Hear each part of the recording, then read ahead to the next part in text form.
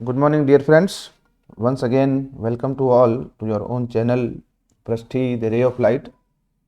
As you can see in the thumbnail, today we are going to discuss about the most important topic of electrical engineering, particularly concerned with the AC circuits, that is phase difference, phasor representation and phase sequence, right? ये जो आपका AC circuit का chapter है उसके अंदर ये theoretical form में और न्यूमेरिकल फॉर्म में काफ़ी बारी पूछा हुआ है। जैसा कि हम लोगों ने पिछले क्लास में previous year question paper discuss कर रहे थे, तो हमारे सामने काफ़ी सारे प्रश्न आए इसके लेकर के, है ना। थ्योरी भी पूछी हुई है, तो मुझे लगा कि इसको एक साथ अपन कर लेते हैं, है ना। एक साथ किसी ने कराया नहीं है। लोग फेज और फेज डिफरेंस की बात करते हैं, फेजर रिप्रेजेंटेशन की बात अलग से करते हैं और फेज सीक्वेंस की बात अलग से करते हैं, ठीक है ना। पर मेरा मानना है कि क्योंकि AC सर्किट के अंदर आपके सिंगल फेज और 3 फेज सप्लाई दोनों ही कोर्स में है, तो ये दोनों ही टॉपिक हमको एक साथ डिस्कस करने चाहिए ताकि इसका एक साथ पूरा निपटारा हो जाए, ठीक है ना। अगर हम आपके सिलेबस को देखें तो आपके देखो साफ साफ लिखा हुआ है concept of phase, phase difference, phasor representation, और यहाँ 3 फेज में आएंगे आप यहाँ पर। तो जैसे ही वो 3 फेज सिस्टम की हम बात करते हैं तो आपके ऑटोमेटिकली फेज सीक्वेंस पिक्चर में आ जाता है, ठीक है ना। आइए शुरुआत करते हैं क्या क्या डिस्कस करेंगे। सबसे पहले, क्योंकि ये आपका चैप्टर AC सर्किट का है, तो मैं AC सर्किट से ही शुरू करूंगा। क्या होता है AC सर्किट उसकी बात करेंगे। Then will discuss about what is sinusoidal time varying signal की बात करेंगे पर्टिकुलरली। फिर हम बात करेंगे फेज क्या है, फेज डिफरेंस क्या है, फेजर डिफरेंस रिप्रेजेंटेशन क्या है। देखिए फेज और फेजर दोनों अलग अलग चीजें हैं, ठीक है ना। मैं बताऊंगा आज पूरा, और फिर हम लास्ट में बात करेंगे फेज सीक्वेंस की, ठीक है ना। तो सबसे पहला हमारा प्रश्न है व्हाट इज AC सर्किट। तो आप लोग जानते हैं कि क्लोज पाथ की हम बात करते हैं। AC सर्किट का मतलब जिसकी सप्लाई AC हो, और DC का मतलब जिसकी सप्लाई DC हो, ठीक है ना। अब जो AC सप्लाई है वो उसका समय के साथ चेंज होना जरूरी है। आप जानते हैं टाइम वेरिंग होनी चाहिए सप्लाई। तो यहाँ पर जो टाइम वेरिंग सप्लाई है वो कई तरह की हो सकती है, बट हम लोग पर्टिकुलरली इंटरेस्टेड रहते हैं साइनोसोडियल के अंदर, क्योंकि हम साइनोसोडियल के बारे में कंप्लीट डिटेल जानते हैं, उसकी वेवफॉर्म जानते हैं, उसकी मैथमेटिकल इक्वेशन जानते हैं, कई सारे पैरामीटर्स हैं, उसकी पीक वैल्यू है ना, RMS है, एवरेज है, उससे हम वाकिफ हैं एक्चुअली। तो हम लोग साइनोसोडियल सिग्नल की बात करते हैं। अब साइनोसोडियल के अंदर भी आपका साइन और कोसाइन दोनों आ सकते हैं। मोस्टली हम लोग जब डिस्कस करते हैं थ्योरेटिकल पार्ट में तो हम साइन की फॉर्म में बात करते हैं, ठीक है ना। अब एक साइनोसोडियल फोर्सिंग फंक्शन जो है वो 2 तरह के रिस्पॉन्स जो है वो देता है आपको, ठीक है ना। देखिए किसी भी सिस्टम का जो रिस्पॉन्स है, जब हम AC की बात करते हैं तो आपके एनर्जी स्टोरेज एलिमेंट पिक्चर के अंदर आ जाते हैं, है ना, जैसे इंडक्टर और कैपेसिटर। तो वहाँ पर ट्रांजिएंट रिस्पॉन्स भी पिक्चर में आ जाता है। हालांकि ट्रांजिएंट एनालिसिस अलग से एक चैप्टर होता है, पर्टिकुलरली जो इलेक्ट्रिकल इंजीनियरिंग के स्टूडेंट्स हैं वो आगे इसको पढ़ेंगे। अब क्योंकि ये फर्स्ट ईयर का बेसिक कोर्स है तो इसलिए ट्रांजिएंट की बात यहाँ पर नहीं होती है। यहाँ पर हम जो सेकंड पोर्शन है स्टेडी स्टेट रिस्पॉन्स उसी की बात करते हैं, ठीक है ना। तो साइनोसोडियली स्टेडी स्टेट रिस्पॉन्स आपको पढ़ना है ना। तो कुल मिला के मैं कहना ये चाहता हूँ कि जो कंप्लीट रिस्पॉन्स होता है किसी भी सिस्टम का मान लीजिए आपके पास एक AC सर्किट है, आपने उसको इनपुट दिया साइनोसोडियल, राइट। तो उसका जो सॉल्यूशन होगा, उसका जो रिस्पॉन्स होगा, उसका जो आउटपुट होगा, उसके 2 पार्ट होते हैं, है ना। एक तो होता है ट्रांजिएंट और एक होता है स्टेडी स्टेट। आप लोगों ने मैथमेटिक्स के अंदर डिफरेंशियल इक्वेशन सॉल्व करी होंगी, है ना। तो किसी भी डिफरेंशियल इक्वेशन को जब आप सॉल्व करते हैं तो उसके 2 सॉल्यूशन होते हैं, है ना। एक होता है CF और एक होता है PI। CF means complementary function और PI means particular integral. Complementary जो फंक्शन आप लोग निकालते हैं उसमें आप जो इक्वेशन है उसका राइट हैंड साइड यानी कि उसका इनपुट को आप 0 कर देते हैं, है ना। तो complementary function basically corresponds to the transient response, whereas your particular integral is related to your steady state response, ठीक है ना। तो ये एनालॉजी मैंने आपको बता दी है ताकि आपका कंफ्यूजन नहीं है, राइट। अब चूंकि हम लोगों को साइनोसोडियल स्टेडी स्टेट रिस्पॉन्स निकालना है तो उसके लिए जो एनालिसिस है उसको हम कहते हैं फेजर एनालिसिस। वो बहुत काम का है, इसमें फेजर एनालिसिस ही हम यूज करते हैं, है ना, लीनियर सर्किट के लिए। तो हम लोग सबसे पहले साइनोसोडियल की बात करेंगे, फिर हम फेजर के ऊपर आगे जाएंगे, ठीक है ना। अब जो अल्टरनेटिंग क्वांटिटी है जो कि टाइम वेरिंग साइनोसोडियल है, उसको हम 3 तरीके से रिप्रेजेंट कर सकते हैं। मैंने आपको कहा था कि why we are interested in sinusoidal, because we know the equation, the wave and the phasor representation, right. Phasor की बात आगे करूंगा, यहाँ पर मैंने जस्ट लिख दिया है। सबसे पहले अगर हम इक्वेशन की बात करें साइनोसोडियल की, तो आप लोग जानते हैं वी टी, टाइम डोमेन में मैं बात कर रहा हूँ अभी, तो V T equal to V M sine omega T, यहाँ पे आपका वी एम उसका पीक वैल्यू है ना। अगर हम बहुत ज़्यादा जनरल के अंदर जाएं तो वहाँ पर हम बात करते हैं V T equal to V M sine omega T plus five. अब ये दो अलग अलग चीज़ें क्या है, पहले में हमने फाइव नहीं लिया है, फाइव को जीरो लिया है, दूसरे में मैंने फाइव को इंक्लूड किया है, दोनों की बात करेंगे, ठीक है ना। सबसे पहले बात करते हैं जिस समय आपका फाइव जीरो है, ठीक है ना। ये फाइव क्या है ये आगे बताऊंगा मैं आपको। V T equal to V M sine omega T, यहाँ पे वी एम है उसका एम्पलीट्यूड, यहाँ पे इसका पीक वैल्यू कहते हैं, मैक्सिमम वैल्यू कहते हैं, सब एक ही बात है। ओमेगा है angular frequency radian per second के अंदर, राइट। ओमेगा टी है आपका आर्ग्यूमेंट ऑफ द साइनसॉइड, इसको थीटा भी कह सकते हैं आप, sine V M sine theta भी कह सकते हैं, थीटा मीन्स ओमेगा टी, इसको हम कहते हैं आर्ग्यूमेंट, राइट, एंगल बेसिकली, है ना, जिससे वो आगे बात करेंगे रोटेशन के फॉर्म में। तो ये वेवफॉर्म जो है वो इस तरह से वेरी कर रही है, देखिए आप साइनसॉइडली आप जानते हैं, ये मैंने ओमेगा टी की फॉर्म में शो की है और ये मैंने टाइम पीरियड की फॉर्म में शो की है, क्योंकि आप लोग जानते हैं कि अल्टरनेटिंग क्वांटिटी जो है वो 0 से लेकर के 30 डिग्री या फिर 0 से 2 पाई कह दें, दोनों ही रेडियन में होता है ना। एक कंप्लीट साइकिल की हम बात करें तो यहाँ पर 2 पाई और यहाँ पर टी, तो टी इक्वल टू आपका 2 पाई रहता है। टी की फॉर्म में रिप्रेजेंट कर रहे हैं तो ये डेजिग्नेशन काम में आएंगे, और पाई की फॉर्म में कर रहे हैं तो ओमेगा टी में तो ये काम आएंगे। ये आप जानते हैं V M maximum value positive side में और minus V M negative side में, पीक टू पीक 2 वीएम हो जाएगा, ठीक है ना। आगे बढ़ते हैं, अब जनरल एक्सप्रेशन की बात करते हैं। Earlier we have assumed phi equal to 0, now we are introducing phi, vt equal to vm sin omega t plus phi, this is more general expression where omega t plus phi is the argument। पहले केवल theta हम कह रहे थे, यहाँ पर theta क्या हो गया ओमेगा t plus phi, और phi आपका क्या फेज है। Both argument and phase can be in radian और डिग्री, किसी में भी हो सकता है, वो डिपेंड करता है आप किस में ले रहे हैं, है ना। Earlier we have consider phi equal to 0, but in standard form it is not 0, this phi is nothing but the phase of AC quantity that is sinusoid, इसको हम कहते हैं फेज। अब ये फेज क्या होता है, इसको कैसे डिफाइन करें उसकी बात हम आगे करेंगे, ठीक है ना। The phase of N alternating quantity is defined in terms of both, या तो डिस्प्लेसमेंट के टर्म में डिफाइन करें और या फिर टाइम पीरियड की फॉर्म में डिफाइन करें, दोनों ही तरीके से कर सकते हैं, मैं दोनों ही बताऊंगा आपको, है ना। देखिए अगर हम डिस्प्लेसमेंट की फॉर्म में बात करें तो phase of N alternating quantity at any instant, किसी भी समय पर, जैसे मान लीजिए ये एक अल्टरनेटिंग क्वांटिटी है साइनसोडियल, इसकी ये जो अलग अलग वेव है ना, ये 0 से शुरू हो रही है, ये पीक पे जा रही है, फिर पाई और फिर ये नेगेटिव में जा रही है, ये कंप्लीट साइकिल कर रही है। तो इसके किसी भी स्टैंड पर, जैसे मान लिया मैंने बी के स्टैंड लिया है ना, at any stand is the angle theta travelled by the phasor representing that alternating quantity up to instant of consideration, जहां तक कंसिडर किया वहां तक, मेजर्ड फ्रॉम द रेफरेंस। यहाँ पे जो रेफरेंस है वो हमने एक्स एक्सिस लिया है, ये एक्चुअली रोटेटिंग वेक्टर होता है, इसको फेजर कहते हैं अपन। तो ये बी है और यहाँ पर ये एक्स एक्सिस है, ये 0 से लेकर के बी तक गया, तो इतना ये रोटेशन हुआ, है ना। तो ये आपका हो गया ओमेगा टी, या phi theta equal to omega T, है ना, और ये आपका हो गया फेज फाई। तो ये डिस्प्लेसमेंट के टर्म में हम कैसे इसको शो करते हैं वो है।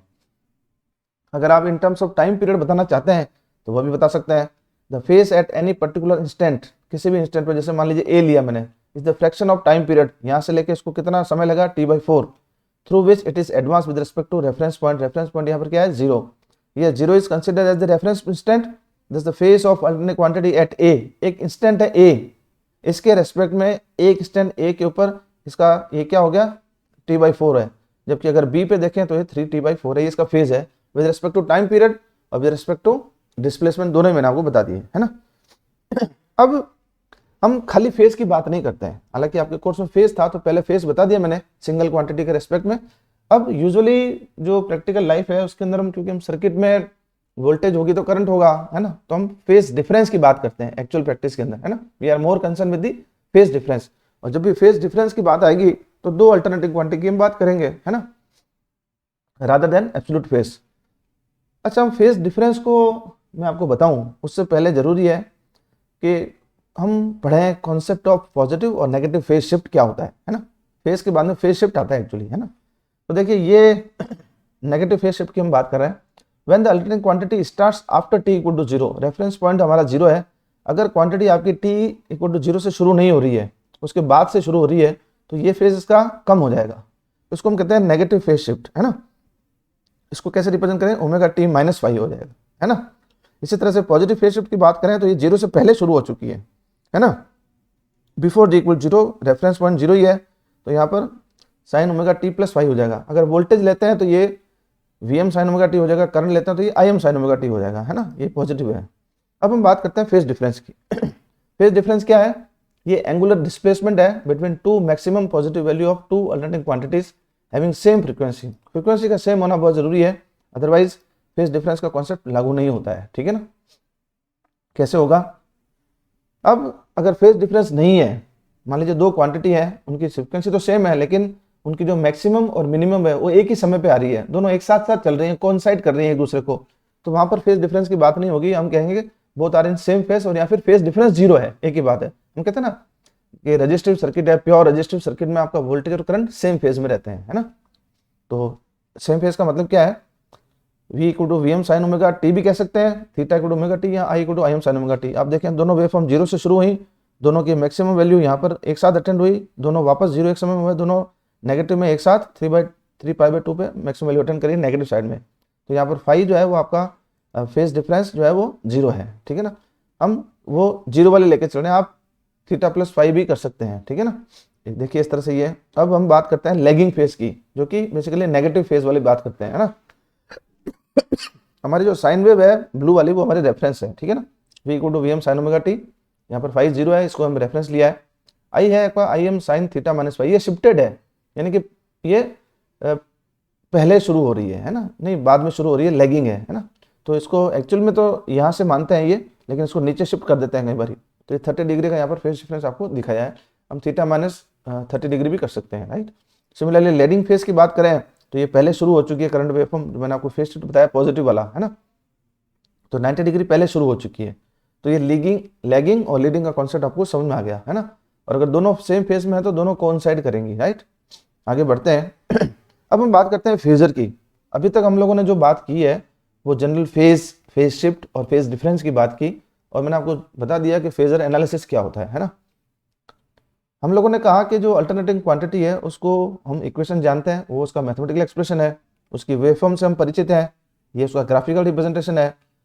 एक और टर्म होती है फेजर, क्योंकि मैंने आपको बताया कि अगर आपको स्टडी स्टेट एनालिसिस करना है साइनोसोडियल इनपुट का एसी सर्किट के केस में, तो हम फेजर एनालिसिस का यूज करते हैं, है ना। अब फेजर क्या होता है? Phasor is nothing but your rotating vector. अगर हम वेक्टर की बात करते हैं तो किसी भी वेक्टर के लिए एक मैग्नीट्यूड होगा और उसकी एक डायरेक्शन होगी, सदिश राशि हम जानते हैं, है ना। It shows the magnitude and direction at that instant for sinusoidal quantity. ये एक अपने एक्सिस के ऊपर रोटेट करती है एंगुलर स्पीड से, और यहाँ पर मैग्नीट्यूड जो है उसका पीक वैल्यू रिप्रेजेंट करता है, यानी कि मैक्सिमम वैल्यू रिप्रेजेंट करता है। इसको समझने की कोशिश करते हैं। ये हमारी नॉर्मल वेवफॉर्म है, जीरो से लेकर के 360 डिग्री तक वेरी कर रही है, 30 60 मैंने सारे एंगल बता दिए हैं इसके अंदर, ठीक है ना। जनरल क्वांटिटी ली हमने, वोल्टेज लेंगे तो V M sine omega T plus five हो जाएगा, और आई लेंगे तो करंट लेंगे तो I M sine omega T five होगा। ये रोटेट कर रही है। ए इंस्टेंट हमने लिया है यहाँ पर, है ना, 30 डिग्री वाला, तो इसका रोटेशन 30 डिग्री होगा। ये मैंने शुरू में भी आपको बताया था डिस्प्लेसमेंट की फॉर्म में, जब हम फेज को रिप्रेजेंट कर रहे थे। तो बेसिकली डिस्प्लेसमेंट जब हम रिप्रेजेंट करते हैं फेज का, तो वो it is nothing but your phasor, right. ये वेक्टर का रोटेशन हमने इस तरह से लिया है, एंटी क्लॉकवाइज, क्लॉकवाइज भी हो सकता है, उसकी बात आगे करेंगे, राइट। तो your rotating vector is nothing but your phasor, right, okay. अब इसको मैथमेटिक्स में कैसे रिप्रेजेंट करें फेजर को? तो टाइम डोमेन में जो जनरल एक्सप्रेशन है हमारा वोल्टेज वेव का, V T equal to V M sine omega T plus five, तो फेज में हम उसको इस तरह से रिप्रेजेंट करेंगे, V equal to V M angle theta.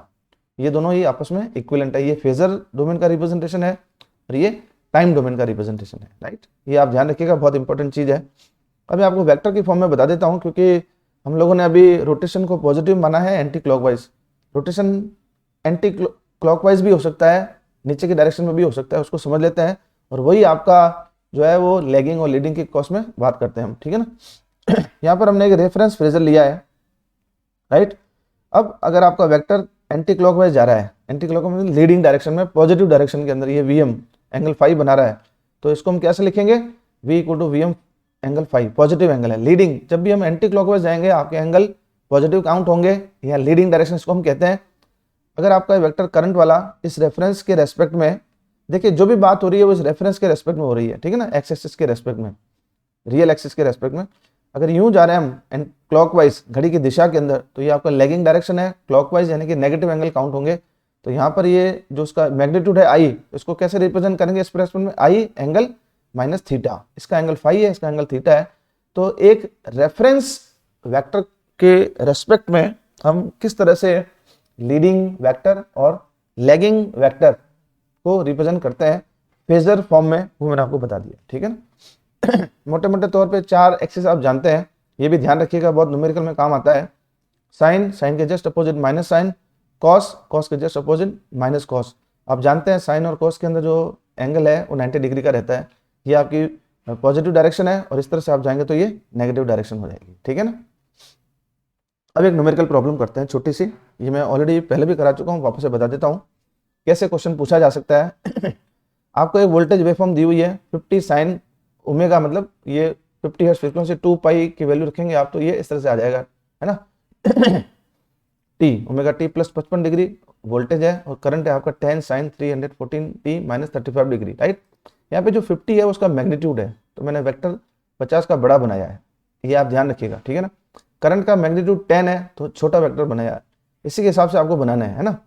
अब इसका एंगल आप देखिए वोल्टेज का पॉजिटिव है, तो इस रेफरेंस के क्योंकि पॉजिटिव है लीडिंग डायरेक्शन में बनेगा, यहाँ से मैंने 55 डिग्री ले लिया और इसका वेक्टर बना दिया। किस तरह से बनाते हैं आपको समझ में आ गया होगा।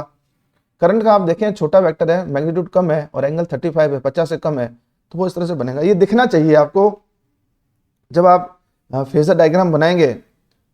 फेजर का उपयोग क्या है, फेजर डायग्राम बनाने में ही है एक्चुअली, है ना। अब आपको फेज डिफरेंस पूछा है, फेज डिफरेंस आप हमेशा दोनों वेक्टर के बीच में एंटी क्लॉकवाइज ही निकालेंगे, पॉजिटिव फेज डिफरेंस। तो यहाँ से देखिए, यहाँ से देखते हैं, ये करंट का वेक्टर है और ये वोल्टेज का वेक्टर है, इसके बीच में एंगल कितना है 35, तो ये और फिर ये 55 यानी कि 90 डिग्री। हमेशा एंटी क्लॉकवाइज मेजर होंगे फेज डिफरेंस के एंगल, ये आप ध्यान रखिएगा, ठीक है ना। I think this concept is clear. अब थोड़ा सा इसी क्वेश्चन को आगे बढ़ाते हैं। मान लीजिए आपको दोनों सेम वेवफॉर्म है, वोल्टेज और करंट दोनों आपको दे रखे हैं, आपको निकालना है find the value of power drawn by the element. Power कैसे निकालेंगे, अब ये सिंगल फेज सर्किट का मामला है यहाँ पर, है ना। पावर आप कैसे निकालते हैं, VI cos फाई, फाई क्या है आपका फेज डिफरेंस है, तो यहाँ पर फेज डिफरेंस का उपयोग क्या हो रहा है वो मैं आपको बता रहा हूँ, ठीक है ना। सेम है, फेज डिफरेंस आप ऑलरेडी निकाल चुके हैं, आपका 90 डिग्री आ चुका है। अब सिंगल फेज सर्किट के अंदर पावर कैसे निकालेंगे, VI cos फाई, फाई आपका क्या आ गया 90 डिग्री इस पर्टिकुलर क्वेश्चन के लिए, है ना। तो ये RMS वैल्यू है, क्योंकि ये 50 आपकी मैक्सिमम वैल्यू है। आप जानते हैं RMS आपका VM/√2 होता है, तो VRMS IRMS cos फाई, है ना। तो 50/√2 10/√2 cos 90। अब इसको cos 90 आप जानते हैं 0 होता है, तो इस पर्टिकुलर क्वेश्चन के लिए आपकी पावर क्या आ गई 0। अगर किसी भी सर्किट में पावर 0 आ रही है ना, तो आपका ये सर्किट जो है ना, या तो प्योर कैपेसिटिव होगा या इंडक्टिव होगा। मैंने इंडक्टिव क्यों कहा, क्योंकि आपकी करंट जो है वो लैग कर रही है ना। इस वोल्टेज आगे चल रहा है, करंट पीछे चल रही है, इसलिए लैगिंग है। जस्ट रिवर्स होता तो हम कह देते प्योर कैपेसिटिव है। आपको नेचर ऑफ सर्किट भी पूछा जा सकता है। Nature of circuit may be either inductive और may be either positive, depends upon the vectors, situation of the vectors, right, with respect to each other, है ना। I think this point is clear. One more question, ये आपके exam में online exam हुआ था जब पूछा हुआ था फेज डिफरेंस। वोल्टेज आपको दे रखा है फेजर फॉर्म में, करंट भी दे रखी है ना। 30 डिग्री एंगल पॉजिटिव है, ये 100 का वेक्टर है, ये 10 है, -45 है। अगेन एंगल आपका सी, इसका आंसर हो जाएगा 45, 30, 75, है ना। एंगल हमेशा एंटी क्लॉकवाइज ही मेजर होंगे, राइट, फेज डिफरेंस। तो आई थिंक यहाँ तक आपको सारी चीजें क्लियर हो गई है। हम लोगों ने फेज पढ़ा, फेज शिफ्ट पढ़ा, फेज शिफ्ट के अंदर पॉजिटिव फेज शिफ्ट क्या है, नेगेटिव फेज शिफ्ट क्या है। फिर हमने फेज डिफरेंस की बात की, 2 वेवफॉर्म ली। फेज डिफरेंस के अंदर भी positive phase difference, negative phase difference, यानी कि लीडिंग और लैगिंग की हमने बात की, न्यूमेरिकल से भी आपको मैंने समझा दिया। अब हम बात करते हैं फेज सीक्वेंस की। फेज सीक्वेंस जो है term basically related to the 3 phase systems, और you can say polyphase systems, right. तो 4 क्वेश्चन मैंने फ्रेम किए हैं, आपको आने चाहिए सारों। व्हाट इज फेज सीक्वेंस, होता क्या है सबसे पहले, फिर what is positive and negative phase sequence. हालांकि आपके बियॉन्ड ऑफ स्कोप है, बट थोड़ा सा ज्ञान होना जरूरी है। फिर फेज सीक्वेंस अगर आपको पता चल जाता है ना, किसी तरीके से मान लीजिए, तो इसका क्या फिजिकल सिग्निफिकेंस है। अगर आपको फेज सीक्वेंस पता चल जाए कि भाई ये फेज सीक्वेंस है, तो उसका फायदा क्या क्या यूज है उसका, है ना। और अगर किसी सर्किट में आपको कहा जाए कि भाई इसका फेज सीक्वेंस आप बताइए चेक करके, तो उसके लिए क्या कोई मीटर अवेलेबल है हमारे पास, है ना। वो सब बातें हम करने वाले हैं, राइट। सबसे पहले फेज सीक्वेंस की बात करते हैं। तो फेज देखिए, सीक्वेंस का मतलब क्या होता है, एक ऑर्डर है ना। तो ये वो ऑर्डर है जिसके अंदर आपका वोल्टेज वेवफॉर्म हो या करंट वेवफॉर्म हो, पॉलीफेज सर्किट की वो अपनी मैक्सिमम वैल्यू किस सीक्वेंस में अटेंड कर रहे हैं, किस सीक्वेंस में उनकी वैल्यू आ रही है, वो ऑर्डर होता है। अब आप कहेंगे ये ऑर्डर का क्या मतलब है, क्योंकि हम पॉलीफेज सिस्टम की बात करते हैं तो फेज एक से ज्यादा है। मान लीजिए 3 फेज सिस्टम है तो 3 फेज होंगे, 3 फेज मीन्स आर फेज होगा, वाई फेज होगा और बी फेज होगा। आर, वाई और बी बेसिकली कलर कोडिंग है फेज की। तो सबसे पहला मैक्सिमम वैल्यू किस फेज की आ रही है, आर की आ रही है या वाई की आ रही है या बी की आ रही है, फिर दूसरी किसकी आ रही है, तीसरी किसकी आ रही है, वो ऑर्डर डिसाइड करता है फेज सीक्वेंस क्या होगा। ठीक है ना, एक डायग्राम के माध्यम से बता देता हूं मैं। यहाँ पर 3 वेवफॉर्म बनाई है ना, ये आर फेज, वाई फेज और बी फेज की। आप देख सकते हैं सबसे पहले मैक्सिमम वैल्यू आर फेज की है, फिर मैक्सिमम वैल्यू अटेंड हुई है वाई फेज की, फिर मैक्सिमम वैल्यू अटेंड हुई है बी फेज की। तो ये फेज सीक्वेंस आपका हो जाएगा आर वाई बी। मान लीजिए वाई फेज पहले आ जाएगा तो वो उसके हिसाब से उसका नामकरण हो जाएगा, है ना। आगे बढ़ते हैं। अब ये पॉजिटिव और नेगेटिव फेज सीक्वेंस क्या है उसको समझते हैं, राइट। देखिए हमारा ये सिस्टम है, उसके अंदर हम लोगों ने 3 फेज है हमारे, आर, वाई और बी, है ना।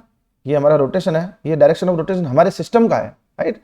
और तीनों ही फेज जो है वो 120 डिग्री से डिस्प्लेस्ड है, हमारा बैलेंस सिस्टम है, ये हमारा सिस्टम है, राइट। अगर आपका जो पॉजिटिव फेज सीक्वेंस है, अगर आप चेक कर रहे हैं, अगर आपकी डायरेक्शन ऑफ रोटेशन जो आपने चेक करी है वो और सिस्टम की सेम है, ये डायरेक्शन ऑफ रोटेशन और आपकी डायरेक्शन ऑफ रोटेशन सेम है, वो भी आर वाई बी है, तो आपका फेज सीक्वेंस हो जाएगा आर वाई बी। अगर आपका जस्ट ये क्लॉकवाइज है और अगर ये एंटी क्लॉकवाइज है तो उल्टा हो जाएगा, आर बी वाई हो जाएगा, आर बी और वाई। ठीक है ना, ये आप ध्यान रखिएगा सीक्वेंस का, पॉजिटिव क्या है और नेगेटिव क्या है। थोड़ा और देख लेते हैं। अब इसका फिजिकल सिग्निफिकेंस क्या है। देखिए हम लोग ट्रांसफार्मर को पैरेलल कनेक्शन में जोड़ते हैं, कभी एक से काम नहीं चलता है तो, है ना। और हम अल्टरनेटर को भी पैरेलल में जोड़ते हैं जनरेटिंग स्टेशन के ऊपर, राइट। तो पैरेलल में हम कनेक्शन क्यों करते हैं वो एक अलग से लेक्चर बन सकता है, उसकी अभी हम बात नहीं करेंगे। अभी अब मान के चलिए कि हमारे को ज़रूरत के हिसाब से 3 फेज ट्रांसफार्मर की और अल्टरनेटर के पैरेलल कनेक्शन करने पड़ते हैं। पैरेलल कनेक्शंस तभी होंगे जब इनका फेज सीक्वेंस सेम होगा, right. When their phase sequence is known, मालूम हो और वो सेम भी हो, अदरवाइज गड़बड़ हो जाएगा, है ना। इसको रियल लाइफ में यूँ समझे कि आपको सिंक्रोनाइजेशन करना है ना, आपको तालमेल बैठाना है, तो दोनों के जब विचार मेल खाएंगे तभी संबंध होगा, अदरवाइज होगा नहीं, है ना। जब हम लोग रिश्ता करने जाते हैं तो दोनों पार्टियां एक दूसरे से बातचीत करती हैं, दोनों की फ्रीक्वेंसी मैच होती है, तभी कहीं जाकर के रिलेशन की बात होती है। अगर मान लीजिए आपके तालमेल ही नहीं बढ़ते हैं, विचार नहीं बढ़ते, तो संबंध नहीं होगा, रिलेशन नहीं होगा। इसी तरीके से मशीनों के अंदर भी यही है, अगर आपको पैरेलल ऑपरेशन करवाना है आइदर फॉर 3 फेज ट्रांसफार्मर्स और for alternators, so you have to match certain conditions. वो कंडीशंस अलग अलग होती हैं रिक्वायरमेंट के हिसाब से। यहाँ पर जो एक कंडीशन है, हम एक ही कंडीशन की बात कर रहे हैं, सिर्फ और सिर्फ फेज सीक्वेंस की, वो फेज सीक्वेंस आपको मालूम होना चाहिए, ठीक है ना। डायग्राम के माध्यम से समझते हैं इसको।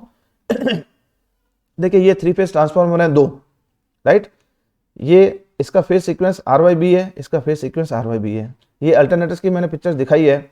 अगर सेम फेज सीक्वेंस है तब तो इनके पैरेलल कनेक्शन होंगे, यानी कि आर को आर से जोड़ें, वाई को वाई से जोड़ें और बी को बी से जोड़ें। इसका भी फेज सीक्वेंस आर वाई, इसका भी आर वाई बी, है ना। तब तो ठीक है मामला।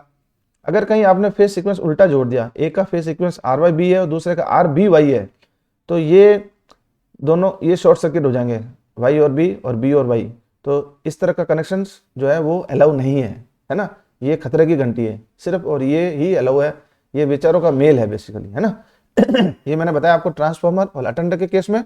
एक और एप्लीकेशन है इसकी, अगर हम 3 फेज इंडक्शन मोटर की बात करें, है ना, तो अगर आपको मोटर की डायरेक्शन को चेंज करना है, मान लीजिए मोटर अभी क्लॉकवाइज घूम रही है, आप चाहते हैं कि भाई मेरी मोटर रिवर्स में घूमे, तो आपको उसका फेज सीक्वेंस मालूम होना चाहिए, है ना। Can be change by changing the phase sequence of the supply. कैसे चेंज होगा, उसका सप्लाई टर्मिनल आप चेंज कर देंगे, ठीक है ना। ये मोटर मान लीजिए पहले क्लॉकवाइज घूम रही है, उसको फॉरवर्ड मान लेते हैं आर वाई बी। अगर आप सप्लाई टर्मिनल चेंज करेंगे तो रिवर्स इसका फेज सीक्वेंस चेंज हो जाएगा, आर बी वाई हो जाएगा, है ना। तो ये इसकी कुछ फिजिकल सिग्निफिकेंस है। अब मैं अंतिम में बात करता हूं कि how to find the phase sequence. एक सिस्टम दे रखा है आपको 3 फेज का, मान लीजिए आपको पता लगाना है कि इस पर्टिकुलर मोटर का या इस पर्टिकुलर अल्टरनेटर का, है ना, जो रोटेट कर रहे हैं, इसका फेज सीक्वेंस क्या है, कैसे पता लगाएं, है ना। तो एक इंस्ट्रूमेंट है which is used to detect और determine the sequence of 3 phase system is known as phase sequence indicator कहते हैं, and more particularly it is popularly known as phase sequence meter या फेज सीक्वेंस इंडिकेटर हम इसको कहते हैं, ठीक है ना। ये दो तरीके से आते हैं बाजार के अंदर। पहला होता है रोटेटिंग फेज सीक्वेंस, दूसरा होता है डिजिटल वाला। इसकी बात कर लेते हैं पहले रोटेटिंग का।